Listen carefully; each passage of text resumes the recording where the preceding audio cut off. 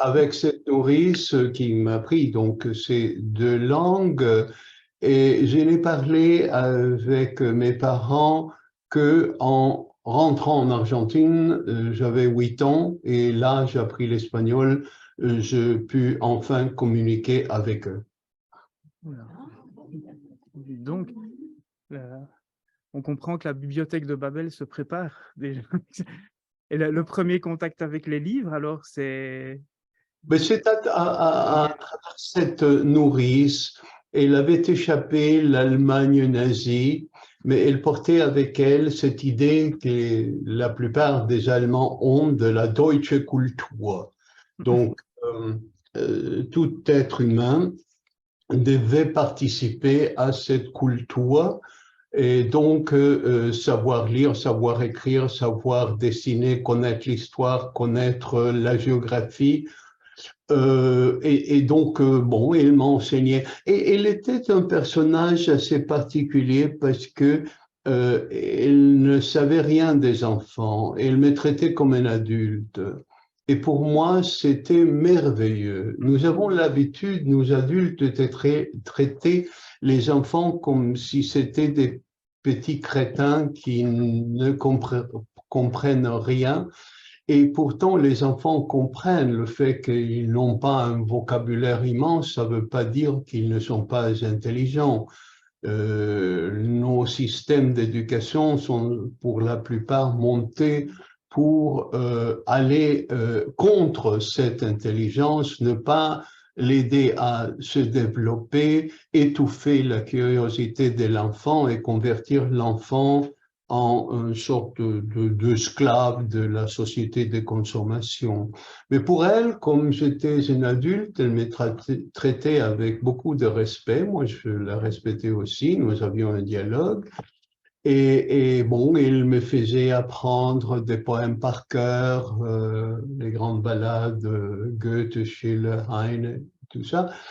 Et elle me lisait des histoires, des merveilleuses contes de fées allemands, les frères Grimm, aussi des contes de Mille et une nuits. Mais très vite, je me suis rendu compte qu'elle n'était pas une machine que je pouvais allumer quand je voulais une histoire. Et comment faire pour avoir les histoires que je voulais avoir, jour et nuit? Et je me suis rendu compte que moi, je pouvais lire. Un jour, je regardais par la fenêtre de la voiture, j'ai vu une affiche avec des taches noires. Je me suis rendu compte que ces taches étaient des lettres que je reconnaissais des livres qu'elle me lisait. Et donc, je pouvais lire, j'étais devenu magicien, je pouvais faire sortir de la page les histoires et je n'avais plus besoin de la voix de ma nourrice.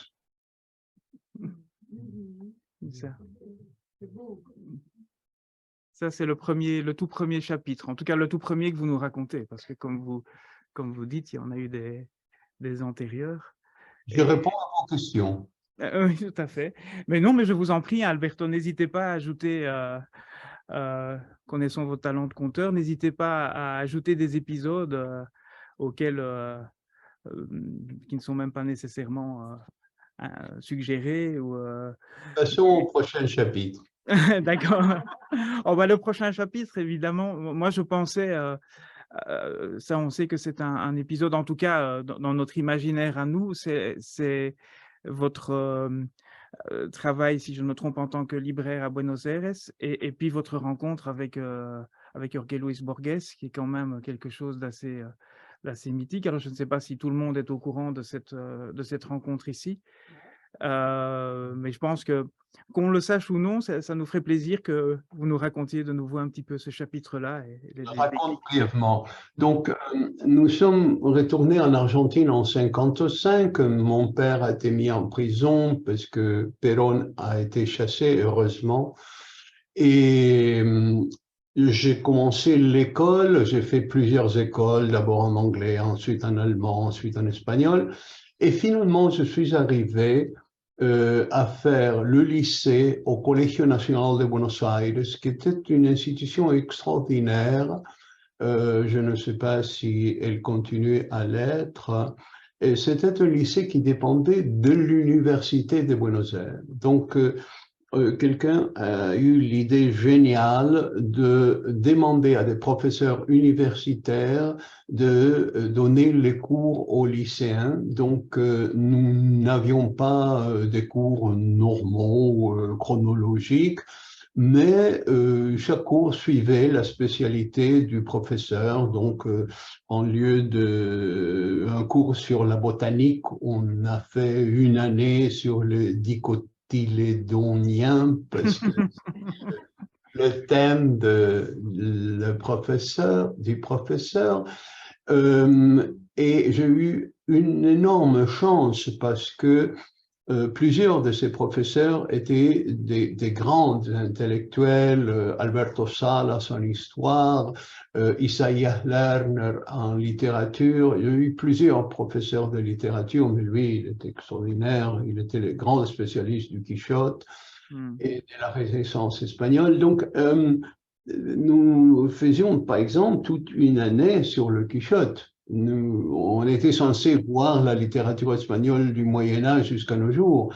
Mais ce qu'on a appris, c'est que si vous vous concentrez dans une certaine lecture, cette lecture nécessairement vous ouvre les portes aux autres livres, aux autres époques, et vous passez, vous faites un parcours de la littérature universelle en partant d'une grande œuvre comme Quichotte, parce que c'est impossible de parler du Quichotte sans parler des romans de chevalerie, de l'épopée médiévale, donc les épopées primitives, ensuite les influences que le Quichotte a eues en formant le roman contemporain, et donc on voyait tout. Bon, j'allais à l'école, au lycée l'après-midi. Il y avait 2 cours, matin, après-midi, donc j'allais l'après-midi. J'avais les matinées libres et après l'école aussi. Et je voulais gagner un peu d'argent de poche parce que je voulais acheter, devinez quoi, des livres. J'avais à peu près 14 ans. Je cherchais dans l'annuaire, vous vous souvenez, peut-être vous vous souvenez pas, il y avait une chose qui s'appelait les annuaires. On n'avait pas l'Internet, donc on cherchait dans ces livres, par exemple, librairie, on avait la liste de toutes les librairies de Buenos Aires, donc il y avait plusieurs librairies anglaises, allemandes, et j'ai téléphoné toutes en demandant s'il n'y avait pas la possibilité de travailler dans cette librairie. La plupart m'ont dit que non, mais il y a une, Pygmalion, qui était une librairie anglo-allemande, et la propriétaire m'a dit, ben, passez me voir, on va en discuter. J'avais la voix assez grave à l'époque pour un adolescent, mais je portais encore de culottes courtes. C'était on avait le droit de porter des pantalons quand on avait 15-16 ans, mais donc je portais des culottes courtes. Et je suis arrivé comme ça à la librairie, et elle a été un peu étonnée de voir que ce n'était pas un jeune, mais un garçon qui venait la voir. On a parlé et très généreusement, elle m'a offert le poste pour travailler dans cette librairie. Mais la première année, elle m'a dit, tu ne vas pas vendre des livres, tu vas les dépoussiérer. Parce que de cette façon, tu sauras ce qu'il y a dans la librairie, parce qu'encore une fois, c'était une librairie comme il faut qu'une librairie soit, donc les libraires qui connaissent ce qu'il y a sur le rayonnage et qui n'ont pas recours à l'ordinateur, vous demandez la métamorphose de Kafka, on vous demande comment ça s'appelle, et on les met sur l'ordinateur, ils disent oui, il y a 2 exemplaires, mais je ne sais pas où ça se trouve. Là, il fallait tout connaître, et donc en dépoussiérant le livre, j'ai fait la cartographie de la librairie pendant 1 an. Cette librairie était fréquentée par des grands écrivains, notamment Borges, mais tant d'autres qui venaient acheter ces livres en anglais et allemand parce que à ce moment-là, dans les années 50, 60, la culture argentine n'était pas nationaliste au point qu'elle est aujourd'hui, donc on lisait dans toutes les langues. Et Borges venait acheter ses livres dans cette librairie. Il était devenu aveugle vers 55, quand il était nommé directeur de la Bibliothèque nationale. Il a signalé l'ironie des dieux qui lui a donné en même temps les livres et la nuit.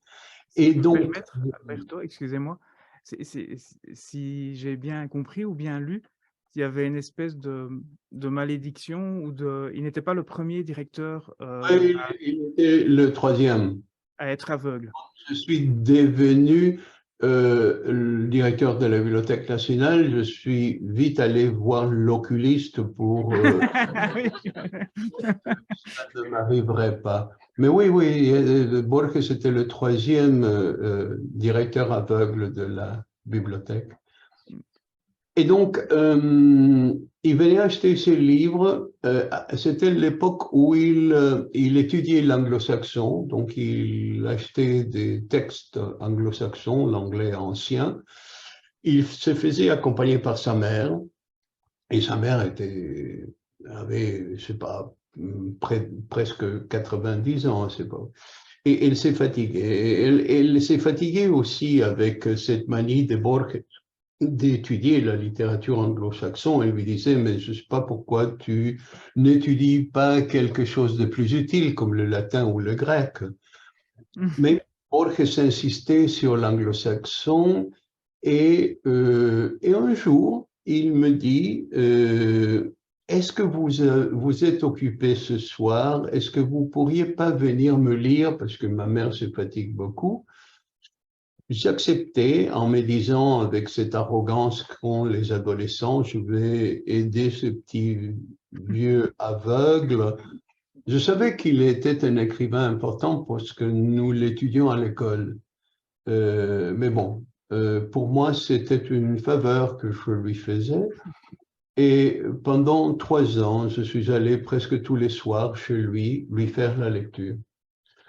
C'était un moment important dans la vie de Borges parce que quand il était devenu aveugle, il s'était dit qu'il n'écrirait plus de la prose, ni ses contes, ni ses essais. Il disait qu'il pouvait continuer à écrire de la poésie parce que la poésie lui arrivait comme une musique à laquelle il a ajouté des mots et après il pouvait dicter ses mots. Mais pour écrire la prose, il disait, j'ai besoin de voir ma main écrire. Excusez-moi, son fameux texte mythique sur la bibliothèque de Babel, justement, du coup, il l'a écrit avant de perdre la vue? Oui, oui, oui. Les grands contes de fiction, l'Aleph, ont été écrits dans les années 30, 40, début des années 50. Avant votre rencontre, bien avant votre rencontre. Donc, bien avant. Là, nous sommes en 62, 63. Mais on prend une décision comme ça, ne plus écrire de la prose, mais ça ne veut pas dire que l'imagination s'arrête d'agir. Donc, il avait plein d'idées pour des récits, pour des essais, pour des fictions. Et à un moment donné, il se dit, il faut que je les écrive parce que sinon ma tête va éclater. Mais bon professionnel, avant de se mettre à écrire après tant d'années, il voulait revisiter les récits qu'il jugeait des œuvres maîtresses. Et parmi ces récits étaient les contes de Kipling, le jeune Kipling et le Kipling juste avant sa mort, Henry James, Stevenson, Léon Bloy, bon. Et donc, il me faisait lire ces récits, mais ce n'était pas une lecture de découverte, c'était des récits qu'il connaissait par cœur. Il ne voulait pas une interprétation. Vous pouvez me demander de vous lire un texte. Moi, je le lis avec un ton qui est le mien. Non, il voulait un ton neutre. Je n'étais que les yeux de Borges, mais la lecture était à lui. Et c'était une lecture pour voir comment la chose était construite. C'était une lecture où il m'arrêtait après une phrase ou deux, me signalant que ce mot va être répété 3 phrases après, que la tournure de la phrase vous fait penser au lecteur à ceci et cela.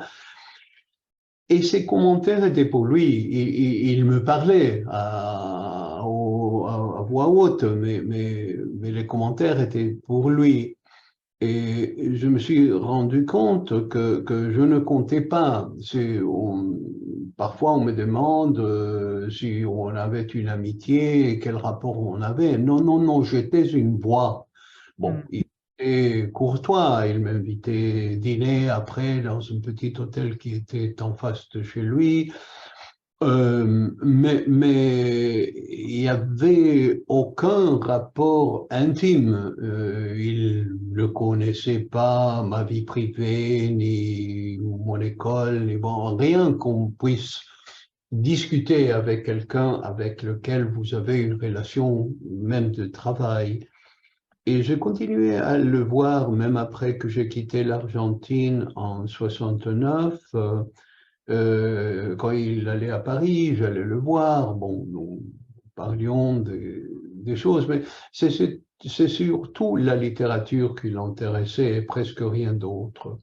Le seul ami qu'il avait, c'était Adolfo Bioy Casares, euh, qui était vraiment son ami. Là, on parlait des choses intimes. Le journal de Bioy, 50 ans d'amitié avec Borges, montre jusqu'à quel point la relation était profonde. Mais bon, après que Borges a épousé sa deuxième femme, Maria Kodama a coupé les liens avec tous les personnes autour de Borges, notamment avec Bioy, mais avec sa mère, avec tout le monde, parce qu'elle voulait le garder pour elle, bon, pour le détruire après. Bon. Et il n'a pas eu l'occasion de suivre, excusez-moi si chronologiquement je manque de repères, mais il n'a pas eu l'occasion de suivre votre parcours d'écrivain, votre entrée Ah, en mais ça littérature. ne l'intéressait pas du tout. Ça Non, non, non, l'intéresse pas. non, Voilà. non, non, non, non. Borges faisait sa propre bibliothèque. Mm. C'est-à-dire, il ne tenait pas aux livres physiques, il s'est débarrassé des livres très facilement, il avait 500, 600 livres chez lui. Mais il avait une bibliothèque universelle qui était la sienne, où le choix était fait des auteurs qui comptaient pour lui. J'ai souvent dit qu'on pourrait faire une histoire de la littérature très valable à partir des œuvres que Borges méprisait. Donc, non, non, écoutez, Balzac, Zola, Maupassant, Pérez Galdós, enfin, Molière, bon. Il trouvait que l'écrivain français le plus important était Voltaire. De Flaubert, il aimait Bouvard et Pécuchet, il détestait Madame Bovary. Donc, et il disait qu'il suivait le conseil de Mark Twain qui avait dit que pour bâtir une belle bibliothèque, il faut commencer par éliminer les œuvres de Jane Austen.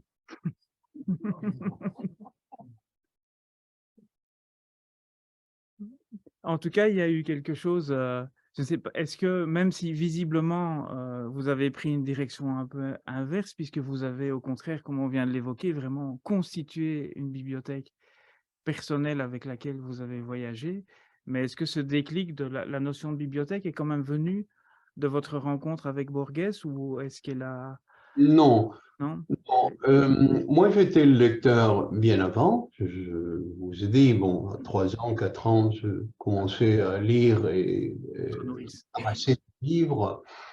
J'avais des notions des bibliothèques.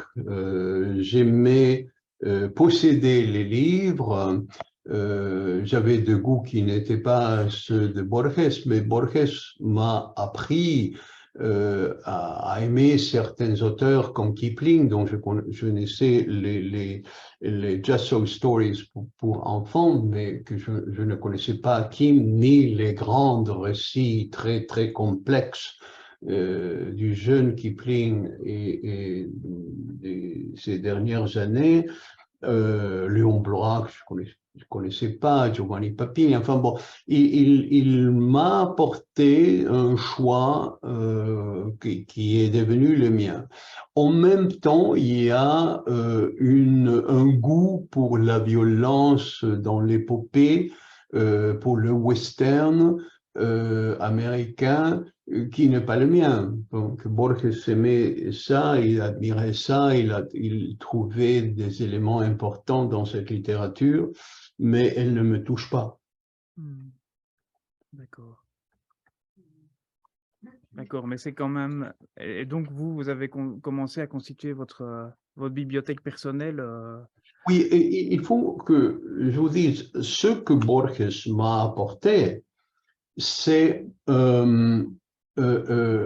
à partir de ses commentaires, comprendre que écrire comme lire est un métier où il faut connaître les stratégies, les méthodes, les instruments. Donc, c'est pas quelque chose d'arbitraire, on ne se met pas à écrire à l'inspiration, on ne se met pas à lire en disant, bon, ben, je vais passer un bon moment.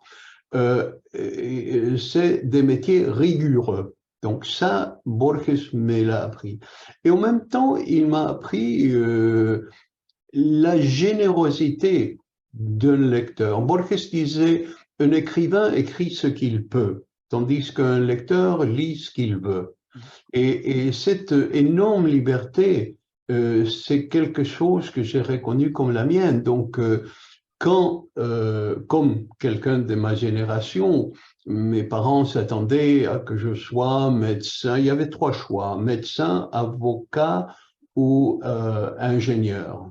Mhm. Et à la limite, si vous étiez incliné vers les arts, vous pouviez être architecte. Mhm. Mais si vous vouliez écrire, vous faisiez ça dans vos heures libres, c'était votre violon d'ingre, mais c'était pas un métier. Et Borges m'a appris que ça pouvait être un métier. Et à partir de l'âge de 18-19 ans, je savais que je voulais vivre entre les livres, et donc j'ai passé par tous ces métiers parce que, bon, un lecteur en tant que lecteur ne peut pas vraiment se gagner sa vie. Sauf que maintenant, si je reviens à ce moment-ci, à ma vie à Lisbonne, après le miracle de la ville de Lisbonne ayant accepté le don de ma bibliothèque et voulant construire un centre culturel à partir de ce don et me nommant directeur de ce qui est ma bibliothèque. Donc, j'ai un salaire pour faire ce que je faisais parce que je ne pouvais pas faire autre chose. Et donc ça, c'est un miracle, mais bon, Chesterton disait que le plus extraordinaire des miracles, c'est qu'ils arrivent. On l'a vu, je l'ai d'ailleurs un peu évoqué en introduction, le miracle qui a présidé à votre rencontre. Là, effectivement, on vient tout d'un coup de sauter quelques chapitres dans la chronologie, puisque vous avez évoqué votre bibliothèque qui vient d'être accueillie à Lisbonne. Ça, je pense que les participants à la rencontre ont tous été un peu informés de ceci, mais je ne sais pas si vous voulez peut-être faire un petit, si je peux dire, flashback ou un petit retour en arrière sur Comment le voyage de cette bibliothèque personnelle qui a en fait vraiment une destinée tout à fait particulière, le fait qu'elle a voyagé, qu'elle a été accueillie dans différents endroits et que il me semble qu'elle a vraiment imprégné tous vos écrits. je, oui, ma bibliothèque a voyagé avec moi, mais elle a perdu un bras, une jambe à chaque passage. Euh, Ma bibliothèque que j'avais enfant, quelques-uns de ces livres sont arrivés avec moi à Buenos Aires. La bibliothèque que j'avais adolescent, quelques-uns de ces livres sont restés avec mes parents, donc j'ai pu les récupérer. Mais à chaque fois, c'était quelques-uns. La seule fois où je finis par avoir ce que j'appelais toute ma bibliothèque, une bibliothèque peut-être de 10 000 ou 15 000 volumes, quand, quand c'était en 2000 peut-être, oui, en 2000. J'ai acheté un presbytère en France et j'ai refait la grange pour y mettre la bibliothèque pour loger les livres. C'était la première fois que toute la bibliothèque a été ramassée, que j'ai pu voir sur les étagères ce que j'avais, ce qui me restait de ma bibliothèque d'enfant et toutes les autres. Et j'ai vécu avec cette bibliothèque 15 ans en France et là, euh, euh, elle a été augmentée parce que, bon, il n'y a pas un jour où je n'achète un ou 10 livres et les livres arrivent comme des orphelins qui sont laissés à la porte des églises. Je les accueille tous. Euh, donc, cette bibliothèque a augmenté en France. Et quand j'ai quitté la France en 2015, je suis allé au Canada, à New York d'abord. J'ai mis les livres en dépôt au Canada chez mon éditrice québécoise qui m'a prêté un espace pour garder les boîtes. Mais les livres étaient en boîte, donc je les entendais crier la nuit, leur faire sortir. Ils étaient sépulés vivants. Et je voulais trouver un endroit où les loger, les faire ressusciter. Et il y a eu plusieurs propositions à New York, à la ville de Québec, Istanbul, Mexique, mais rien n'a abouti jusqu'au moment que, en février 2020, j'ai reçu cette invitation de la mairie de Lisbonne. Voilà, je sais pas si c'est la fin de l'Odyssée pour ces livres, mais en tout cas, ça a l'air d'être un port d'attache vraiment important, puisque comme on l'a raconté, c'est là que autour de cette bibliothèque personnelle, dans un endroit qui a l'air assez magnifique, qui est l'ancien palais de Pombal, Oui. vous avez en fait déjà créé le centre d'études et d'histoire de la lecture dont tu Le, nous as le parlé. palais nécessite quelques travaux, mais c'est un merveilleux palais avec des fresques de l'artiste qui a décoré le petit Trianon à Versailles. C'est un luxe magnifique, 3 étages, 3 sous-sols, un jardin, vue sur le fleuve. Bon, enfin, c'est vraiment incroyable. Les travaux vont être finis en 2024. Nous comptons ouvrir le 25 avril 2024, l'anniversaire 50 ans de démocratie au Portugal après la dictature de Salazar. Donc, ça me convient parfaitement de célébrer la démocratie au Portugal, peut-être la dernière démocratie au monde ces jours-ci, et l'ouverture de notre centre. C'est tous conviés. Merci. Mais c'était bien. Je suis désolé parce que dans la réalisation technique de cette petite rencontre, on a eu des petits problèmes techniques et on ne sait pas vraiment la rendre aussi interactive que vous voulez, mais vous pouvez vraiment me croire qu'il y a ici quelques dizaines de personnes qui sont vraiment accrochées à vos récits. Et je ne sais pas si c'est palpable dans l'air, mais vous pouvez vraiment. Je pense que l'invitation a été bien transmise et bien appréciée. C'est de toute façon vraiment un début de notre échange ici. Vraiment, c'était à l'occasion de cette rencontre, de vraiment faire la promotion, si je peux dire, auprès du public belge. C'est une première étape d'une longue série, je l'espère, mais de pouvoir un petit peu faire connaître votre initiative qui est évidemment fascinante. Alors, c'est vrai que vous venez de parler de la date, de la date symbolique que vous avez choisie pour l'inauguration. Et c'est vrai que ça permet un petit peu de passer peut-être au chapitre suivant, enfin, à l'autre intention de cette conversation, c'était un peu d'échanger parce que, voilà, au fond, vraiment, vous développez maintenant, je ne sais pas si, je n'oserais pas dire que c'est votre première direction d'une bibliothèque vraiment publique, parce qu'on n'a pas dit dans un chapitre qu'on n'a pas raconté que vous avez été directeur vous aussi. Ben, si, vous l'avez évoqué, puisque vous aviez dit que vous étiez allé chez l'oculiste. Vous avez été directeur de la bibliothèque de Buenos Aires, mais est-ce que c'était déjà une bibliothèque publique aussi, ou c'était la Bibliothèque nationale Nationale de l'Argentine, oui, c'est voilà, une chose tout autre. c'est plus Maintenant, institutionnel, quoi. ce centre, le Portugal a de nombreuses bibliothèques formidables, mais surtout centrées sur, comme il faut, sur la culture portugaise. Cette bibliothèque va être vraiment internationale parce que j'ai des livres dans toutes les langues. Maintenant, bon, nous sommes à près de 40 000 volumes qui sont en train d'être catalogués par une équipe de 6 bibliothécaires.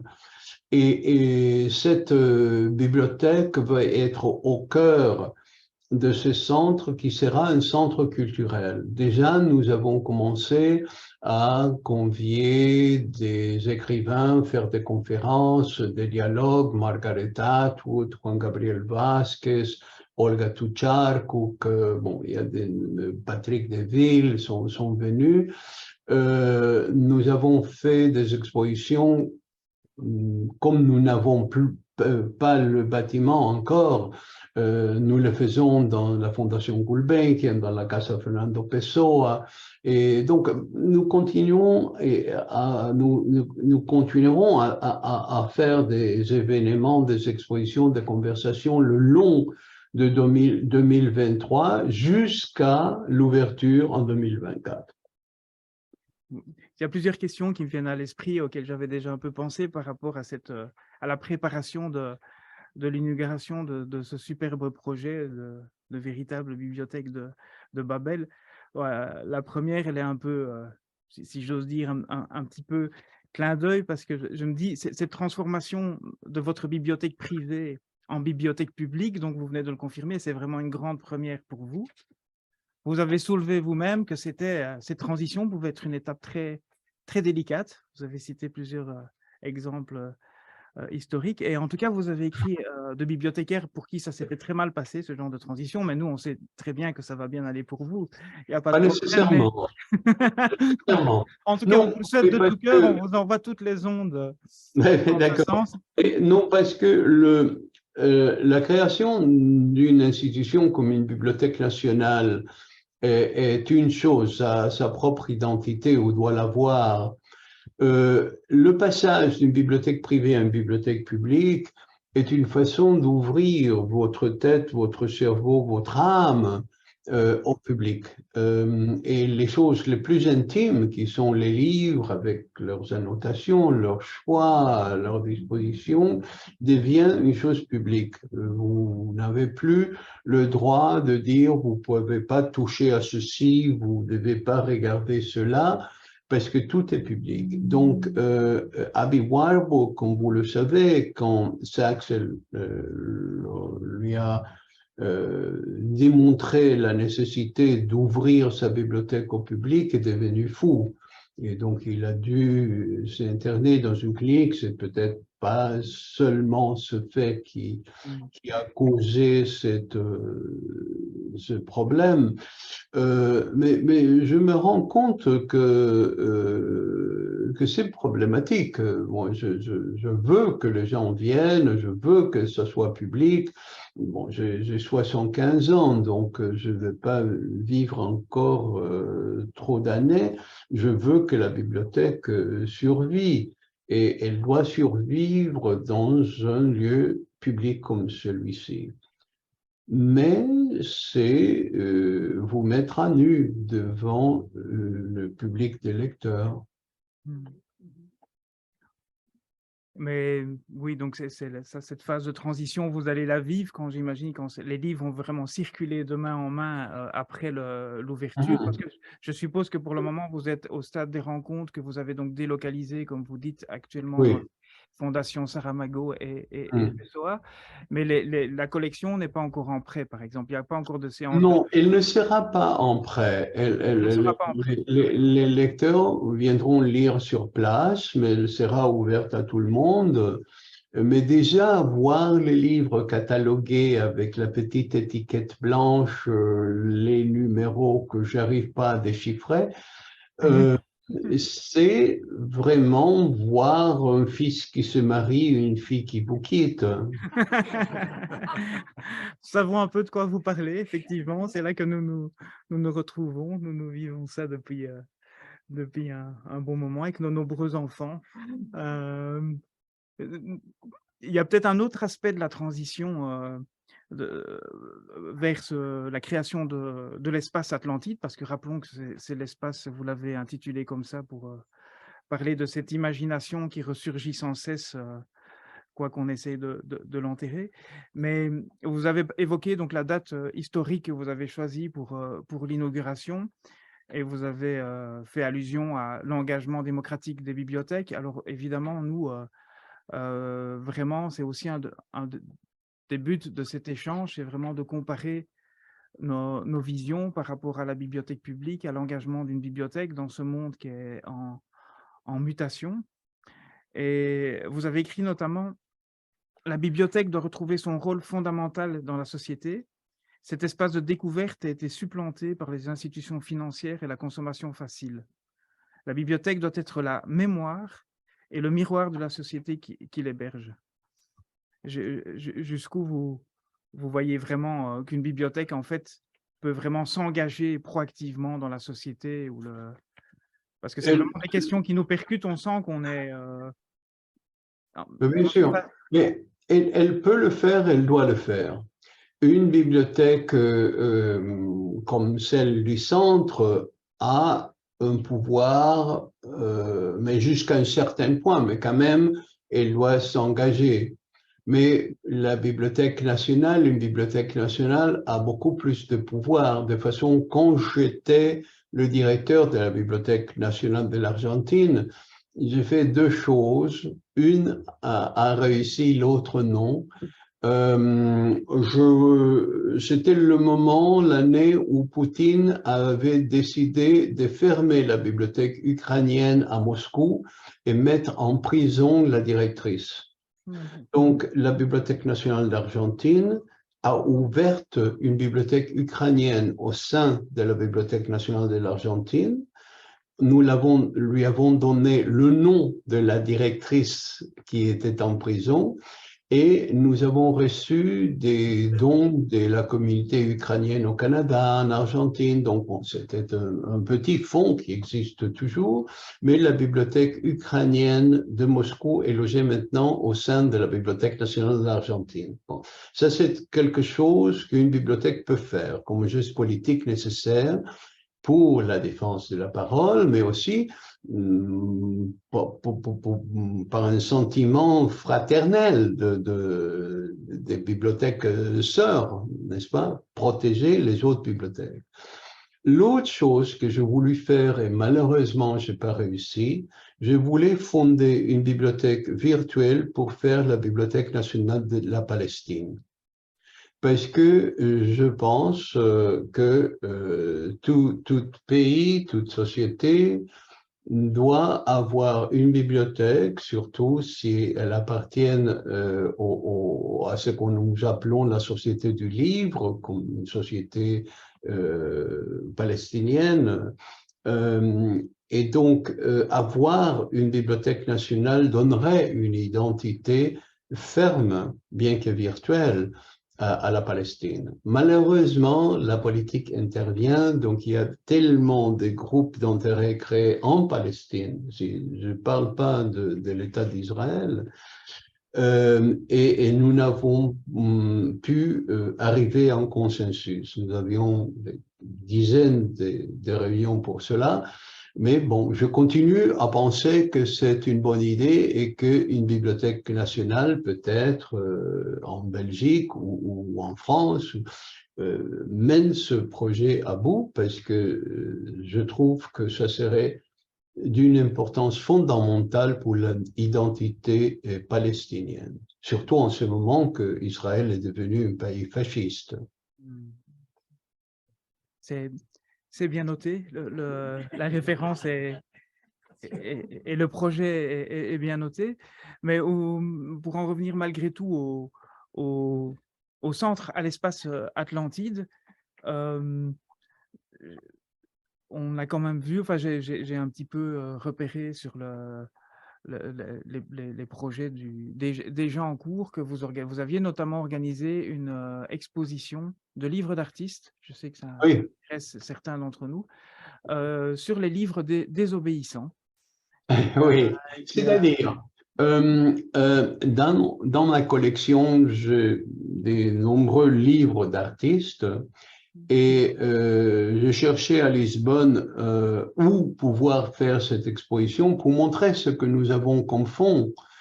Et la Société des Jésuites à Lisbonne a un centre des arts extraordinaire et ils ont accueilli notre exposition et ils ont mis en dialogue certaines des œuvres que eux ils ont des livres d'artistes. Et le titre est venu parce que le livre d'artiste est un livre désobéissant. C'est un livre qui ne se plie pas à la notion classique de livre, mais aussi parce que nombreux de ces livres sont des œuvres qui vont en contre de la censure, de la volonté de supprimer la voix de l'artiste, du écrivain. Donc, ça a eu beaucoup de succès. Nous avons fait ça pendant 3 mois. Ouais. On sent que l'espace, même avant l'inauguration dans son lieu, est quand même déjà un vivier d'action. Donc, vraiment, ça fait plaisir à entendre. Nous sommes une créature sans abri, mais nous arriverons à avoir un toit très bientôt.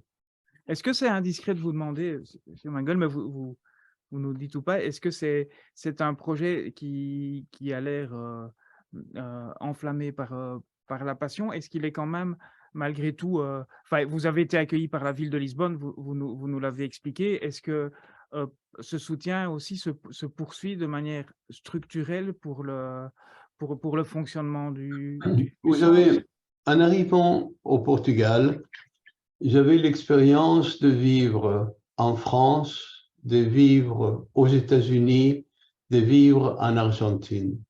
Ce sont des pays où la bureaucratie et l'antagonisme politique est tel que s'il y a, par exemple, un changement de parti politique, tout ce qui a été fait avant est laissé de côté parce que, tout simplement parce que ça appartient à la position. Je disais que le Portugal est une vraie démocratie et la preuve de cela est ce que c'est une société du dialogue. La mairie, le maire qui m'a invité était un maire socialiste. Il y a eu des élections l'année d'après et le centre-droite a gagné. Une des premières choses que le nouveau maire a fait, de m'appeler et me rassurer que tout allait comme avant, qu'il avait signé le budget pour 3,5 millions d'euros pour les travaux dans le palais et que tout continuait et qu'il tenait à être informé des événements. Il a assisté à plusieurs. Donc, c'est ce que nous appelons civilisation, mais nous avons oublié en quoi ça consiste. Hannah Arendt disait que civilisation est l'apprentissage de l'attention. L'attention vient avec le dialogue. J'écoute ce que vous dites et vous écoutez ce que je dis. Et après, on peut interchanger des opinions qui peuvent être opposées l'une à l'autre, mais sans ce dialogue, il n'y a pas de démocratie. Et le Portugal, il y a ce dialogue, je ne sais pas combien de temps ça va durer parce que tout s'écroule maintenant, mais j'ai de l'espoir. Mais en tout cas, merci pour la conversation que nous aussi, nous pouvons avoir sur toutes ces questions. Moi, j'aurais envie de développer des chapitres et des chapitres, mais je vois aussi que le temps commence déjà un petit peu à passer. J'avais envie aussi de faire écho d'une question qu'apparemment on partage. C'est un peu sur l'évolution du rôle des bibliothèques et le fait qu'elles ont de plus en plus, au-delà de leur mission de médiation culturelle, il y a un rôle social qui leur est de plus en plus assigné. Vous avez écrit ici, dans un article du Times en 2015, vous citez les 3 rôles d'une bibliothèque publique selon vous. Conservatrice de la mémoire de notre société, fournisseuse de récits de notre expérience et des outils pour les parcourir, et symbole de notre identité. Et aujourd'hui, vous constatez que l'évolution de la société fait que ces 3 socles sont fragilisés et que les bibliothèques deviennent également des centres sociaux. Alors, je voulais vous demander ce que vous inspirez cette évolution, parce qu'on la constate aussi, on est confronté à ça, et on essaye d'équilibrer toutes ces missions, mais c'est vrai que c'est une équation qui est difficile à trouver. Alors, c'est vrai que c'est une opportunité de pouvoir échanger avec quelqu'un comme vous sur votre vision de cette question. Ce n'est pas une solution. Vous savez, en français, dans les années 70, je crois, on a commencé à parler de médiathèque, qui est un terme meilleur pour parler de ce qu'une bibliothèque accueille. Mais une bibliothèque, en tant qu'identité d'une société, voit les problèmes se développer. Donc, une bibliothèque comme une bibliothèque dans un pays en guerre peut accueillir des gens au sein de la bibliothèque pour les protéger. Mais le danger, c'est qu'une bibliothèque commence à prendre sur soi des responsabilités qui appartiennent à la société en général, au gouvernement. Une bibliothèque ne peut pas être un logement pour les sans-abri. Une bibliothèque ne peut pas être un jardin d'enfants, une garderie, parce que la société ne prévoit pas des garderies pour tout le monde. Une bibliothèque ne peut pas être une soupe populaire parce que le gouvernement ne fait que les gens aillent suffisamment pour manger. Mais la bibliothèque voit ces problèmes parmi tant d'autres.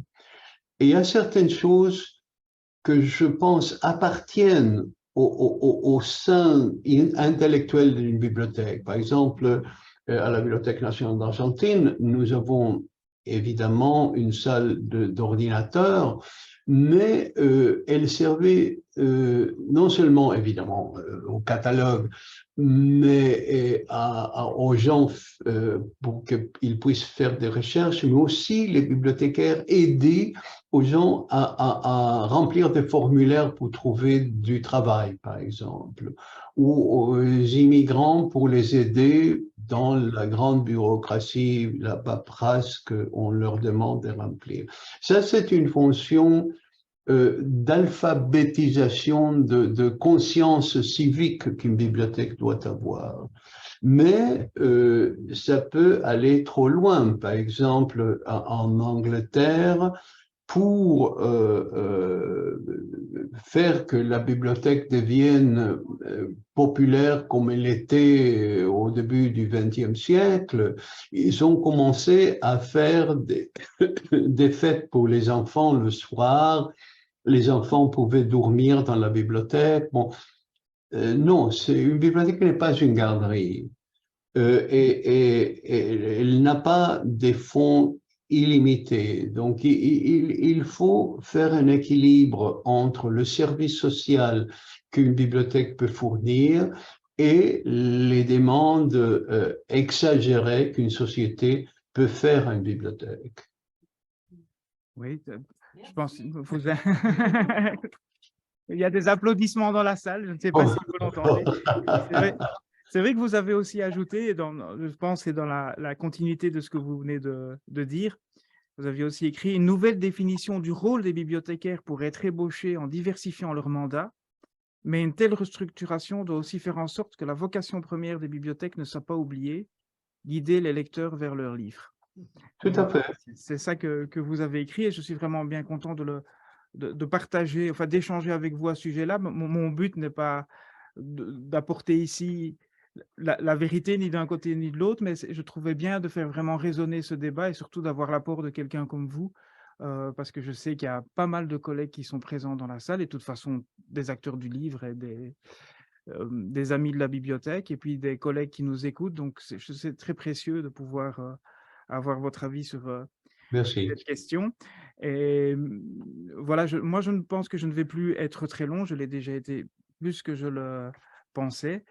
Parce que le but n'était pas non plus que la conversation, même si c'est un immense privilège, mais dont je ne voudrais pas abuser, se limiter à une conversation entre vous et moi.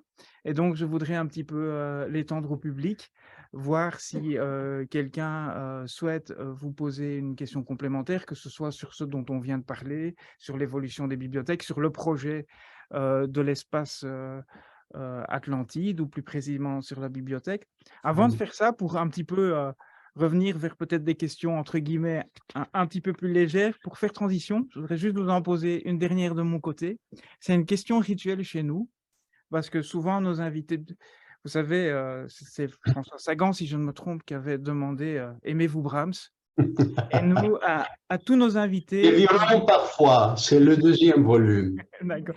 Mais nous, notre question rituelle, notre variante, c'est « Aimez-vous Tintin ?» J'aime beaucoup Tintin, j'aime beaucoup Tintin. Nous avons une collection complète de Tintin en français, mais aussi quelques volumes en français, en allemand, parce que nous avons une grande section de bandes dessinées dans la bibliothèque.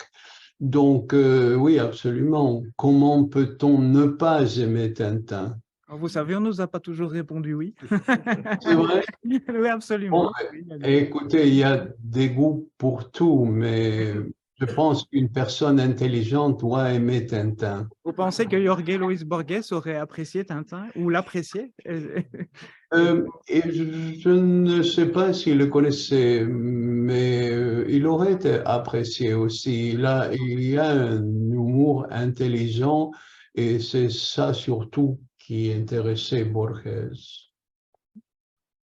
Monsieur Miguel, moi je vous dis vraiment un tout grand merci pour ces chaleureux C'est moi qui vous remercie. et enrichissants échanges. On vient de constater en plus qu'il y avait déjà en toute modestie, quelques points de comparaison entre l'espace Atlantide et la bibliothèque Hergé, qui possède aussi une grande collection évidemment de Tintin vraiment multilingue, y compris en portugais. Vous savez, et on est ouvert aux donations. Mais ça ne tombe pas dans l'oreille d'un sourd, monsieur Manguel. Nous avons entendu toutes les invitations de toute nature qu'elles soient, y compris, et j'espère bien qu'il y aura certains d'entre nous, certaines qui auront vraiment l'occasion d'assister ou à l'inauguration, ou de rendre visite, ou que des échanges pourront se nourrir, que c'est Faites-moi savoir. Oui, mais nous nous tiendrons au courant et nous serons vraiment enchantés d'avoir Bon, des nouvelles. À présent, cher François, chers amis, chers actrices et acteurs du livre, est-ce que je voudrais donc à mon tour vous offrir la possibilité de partager cette conversation. On avait donc prévu dans cette grande première visio-biblioconférence tout un dispositif technique qui malheureusement n'est pas aussi souple qu'on le pensait. nous Mais avons 5 minutes encore. 5 minutes, ah d'accord, ok. Qui veut... Alors, il y a plusieurs possibilités. La première, c'est que quelqu'un, la plus simple techniquement, c'est que quelqu'un vienne prendre ma place et pose une question, une ou plusieurs. Ou on peut relayer les Voilà, relayez, parce que bon, il pose la question, vous me la Oui, posez, voilà. d'accord. C'était pour ne pas être tout le temps sur le devant de la scène, vous voyez, mais bon, si. Est-ce que quelqu'un voudrait. Il a de bonnes relations avec Michel Chandaigne, qui est l'éditeur du Portugal en France. Ah oui. Alors, Monsieur Zerdoun vous demande si vous avez des bonnes relations. Qui est Monsieur Zerdoun? Ah bah écoutez, il faudrait que je vous le présente un jour. C'est un lecteur qui devient de plus en plus régulièrement à la bibliothèque. Il vient nous montrer ses photos et nous avons de nombreuses conversations avec lui. La question est quoi? La question est quoi, Il a Henri? de bonnes relations avec l'éditeur Michel Chandaigne. Si vous avez de bonnes relations avec l'éditeur Michel Chandaigne. J'ai des relations, elles sont bonnes, mais bon, il n'y a pas il y a une connaissance non profonde. Je reprends. C'est tout. Comme le temps est limité, je vois que. Est-ce qu'il y aura une informatisation de sa bibliothèque, c'est-à-dire que... Ah, mais je crois qu'elle est en cours, si j'ai bien compris. Ouais, ouais. Ah, numérisation. Oui. Nous n'avons pas un budget illimité, mais nous allons commencer à faire des textes numériques des œuvres les plus fragiles dans la collection, et après nous passerons à d'autres à fur et à mesure que les lecteurs nous feront des demandes. Mais pour l'instant, nous allons numériser les œuvres les plus fragiles. moi, j'en profite pour vous demander, au fond, est-ce que de même, j'imagine que dans les subsides dont vous avez parlé tout à l'heure, donc vous avez fait don de votre bibliothèque personnelle à l'Espace Atlantide, qui par ailleurs, et maintenant, les collections sont étoffées par des achats complémentaires. Des achats complémentaires, mais sont des achats que je fais. Donc, à fur et à mesure que j'achète des livres parce qu'il faut compléter quelque chose ou je m'intéresse à un thème sur lequel je dois écrire, j'utilise les livres, je les lis, je les garde chez moi pendant un moment et après je les amène aux archives où ils sont catalogués. Donc, ma bibliothèque chez moi est toute petite maintenant. J'ai surtout des œuvres de littérature portugaise. J'essaie de lire un peu de littérature portugaise dont je suis très ignorant. Mais tout le reste passe à augmenter la collection du Espaço Atlantide. D'accord. Je n'ai pas pu m'empêcher de glisser encore une question à moi, mais il y en a une autre dans notre petite. Si j'ai bien compris, les livres contiennent des annotations. Vous entendez, monsieur? Savoir s'il y a un carnet gardé avec les annotations. Voilà. Ah, alors, ici une personne qui vous demande si il existerait un carnet dans lequel vous reprenez les annotations qui ont été faites dans vos livres, c'est ça? Dans les livres de la bibliothèque. Dans les livres de la bibliothèque. Oui. Quand la bibliothèque est cataloguée, les bibliothécaires notent quand il y a des annotations, quand il y a des lettres incluses, il y a, bon, tout ça va paraître dans le catalogue. Et si un lecteur veut accéder à ces notes avant d'aller à la bibliothèque, parce que quand il va à la bibliothèque, il ouvrira le livre, les notes seront là, mais ça sera accessible, oui, absolument.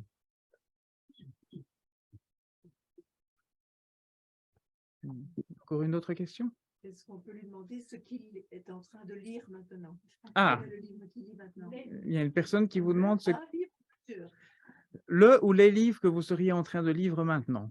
Ah, ben, il faut que je réfléchisse à ce que j'ai sur le dernier livre de Cormac McCarthy. J'aime pas beaucoup Cormac McCarthy, mais ce livre qui s'appelle Stella Maris est excellent. Le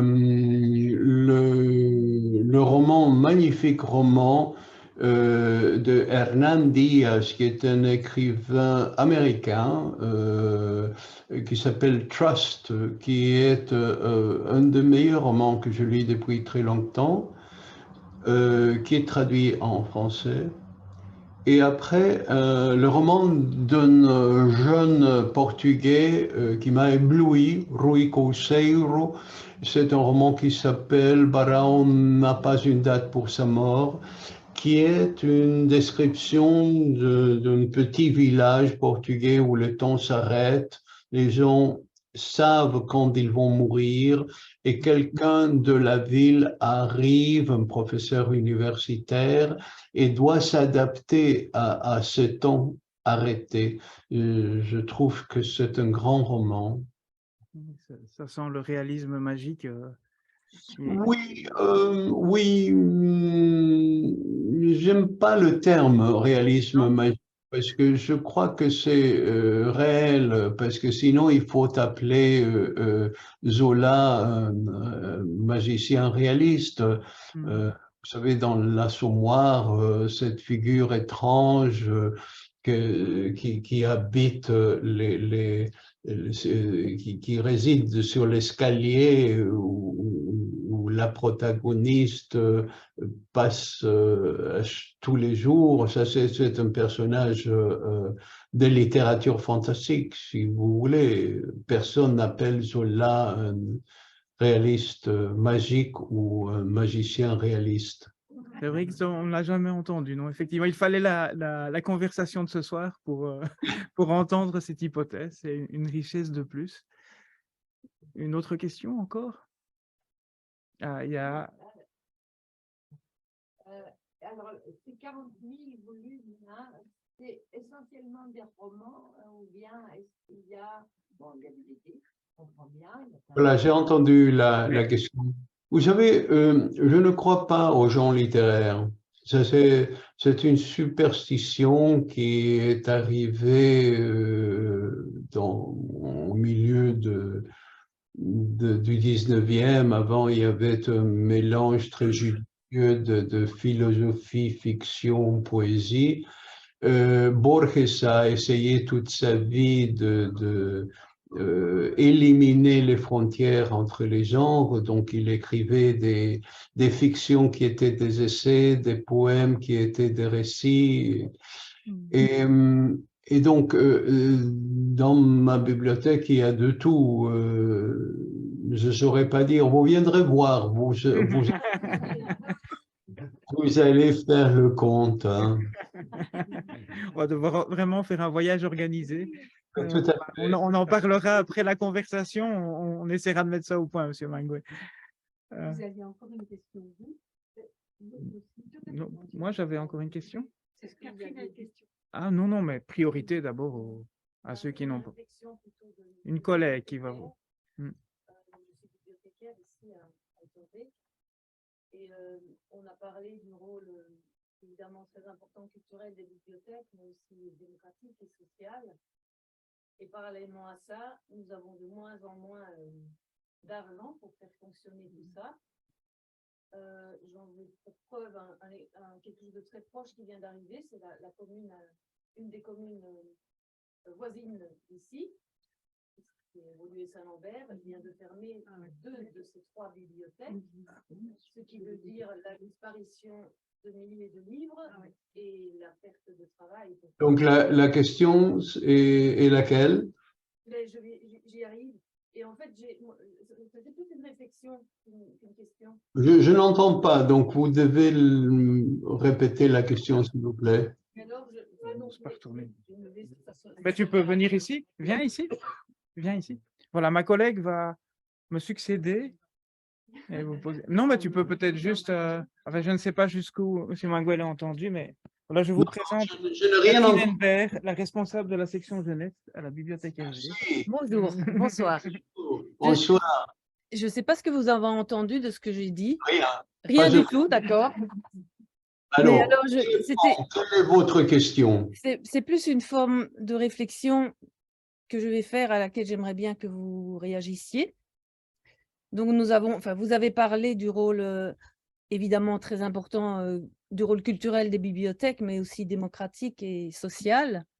On nous demande de plus en plus de choses, mais en même temps, parallèlement, on a de moins en moins d'argent pour faire fonctionner tout ça. Vous me Ça, surprenez. Et pour donner un exemple précis et très proche d'ici, une des communes voisines d'Etterbeek vient de fermer 2 de ses 3 bibliothèques, ce qui veut dire des milliers de livres qui vont disparaître, parce que la 3e ne peut pas les accueillir, et des bibliothécaires qui vont perdre leur travail. Alors, ma réflexion et ma question peut-être, c'est que pourquoi ces bibliothèques qui semblent avoir si peu d'importance chez nos hommes politiques et nos femmes politiques deviennent tout d'un coup très importantes dans les conflits armés, au point que ce sont des cibles, ça devient des cibles premières à détruire, comme ce qui se passe récemment, ce qui se passe pour le moment en Ukraine. Est-ce que c'est juste pour supprimer la culture d'un pays? Mais voilà, c'est une question que je me pose. La raison est la même. Un gouvernement, n'importe lequel, sait qu'il est beaucoup plus facile de gouverner un peuple stupide et analphabète. Donc, ils n'encouragent pas l'éducation en profondeur, ni la bibliothèque, ni toutes les entreprises intellectuelles. En même temps, s'ils veulent attaquer une société, ils attaquent les centres culturels, ils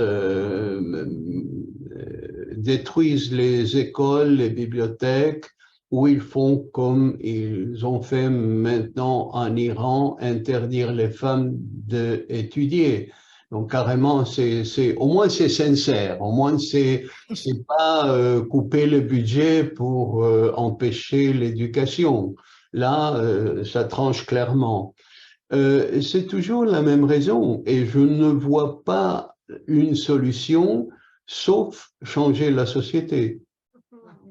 Vous savez, vous connaissez le poème de Rilke, c'est un sonnet qui décrit un buste d'Apollon.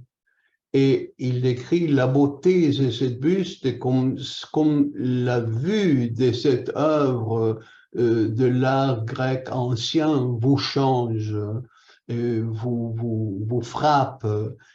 Et le dernier vers dit, maintenant tu dois changer ta vie. C'est beau. Merci. Merci à vous tous. Je vous quitte donc.